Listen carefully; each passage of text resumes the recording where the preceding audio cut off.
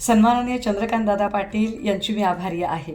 राज्यात पूरग्रस्त स्थिती असो किंवा कोरोनासारखी महाभयंकर स्थिती असो, कुठल्याही परिस्थितीमध्ये ह्या सगळे वातावरण हाताळण्यासाठी आणि खऱ्या अर्थाने महाराष्ट्रातल्या लोकांना दिलासा देण्यासाठी म्हणून उद्धवसाहेबच महाराष्ट्राला हवे आहेत हेच एका अर्थाने आपल्या बोलण्यातनं स्पष्ट होते. चंद्रकांतदादांच्या बोलण्यातनं इथल्या ट्रिपल इंजिन सरकारबद्दलची त्यांची घोर निराशा, तो अपेक्षाभंगसुद्धा जाणवत आहे.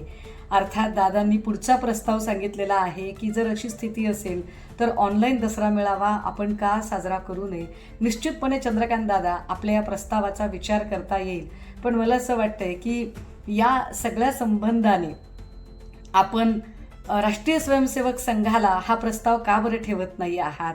कारण राष्ट्रीय स्वयंसेवक संघाचं जे सशस्त्र संचलन आहे, खरं तर सत्ता तुमचीच असताना आत्ता तुम्हाला वेगळं संचलन करण्याची आणि पुन्हा काही वेगळी कुणाला शक्ती प्रदर्शन करण्याची गरज नाही. पण तरीसुद्धा मला वाटतं की हा प्रस्ताव आपण एकदा राष्ट्रीय स्वयंसेवक संघाचे सरसंघ संचालक श्री मोहन भागवतजी यांच्याकडे ठेवावा. ते काय भूमिका घेतात हे निश्चितच आमच्या सगळ्यांच्यासाठी सुद्धा मार्गदर्शक सूचनाच असेल. सो त्यांच्याकडे आपण एकदा प्रस्ताव ठेवा.